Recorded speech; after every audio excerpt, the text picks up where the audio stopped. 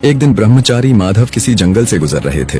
तभी अचानक उनकी नजर एक शेर पर पड़ी जो मोटी रस्सियों से बंधा हुआ था। शेर की आंखों में बेबसी थी। जैसे ही माधव पास पहुंचे, शेर धीमे स्वर में बोला, हे ब्रह्मचारी, कृपया मुझे आजाद कर दो।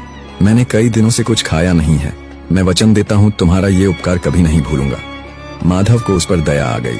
उन्होंने बिना कुछ कहे उसकी रस्सियां खोल दी और आगे बढ़ गए। कुछ दिन बाद जब माधव एक शांत जगह पर विश्राम कर रहे थे, वही शेर वहां आ पहुंचा।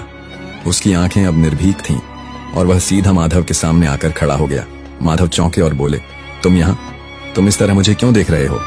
शेर बोला, मेरी प्रकृति है शिकार करना और इस समय तुम सबसे आसान शिकार हो। माधव ने आश्चर्य से कहा, मैंने तुम्हें मुक्त किया, जीवन दिया और अब तुम मुझे ही खाना चाहते हो?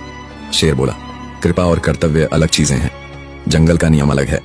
माधव ने कहा, फैसला किसी तीसरे से होना चाहिए। थोड़ी दूर जाने पर उन्हें एक तोता मिला जो एक पेड़ की डाल पर बैठा था। उन्होंने पूरी बात तोते को सुनाई। तोता बोला, मनुष्य पूरी उम्र हमें पिंजरे में बंद रखता है, दाने पानी के नाम पर हमारी आजादी छीन लेता है। जब मन भर जाता है तो पिंजरा किसी और को दे देता है। मैं शेर का पक्ष लूंगा। माधव चुपचाप आगे बढ़े। कुछ दूरी पर उन्हें नारद मुनि मिल गए। उन्होंने पूरे घटनाक्रम को विस्तार से सुनाया। नारद मुनि शांत भाव से बोले, मैं तब फैसला करूंगा जब तुम पूरी घटना को दोबारा वैसा ही करके दिखाओ जैसे हुई थी। माधव ने बिना कुछ कहे शेर को दोबारा उसी तरह रस्सियों से बांध दिया जैसे वह पहले बंधा था।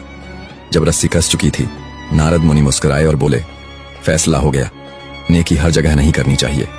जो आजाद होकर काटने लगे उसे फिर से बांध देना ही बुद्धिमानी है। दया करो, पर पहचान के साथ, क्योंकि हर जरूरतमंद भरोसेमंद नहीं होता।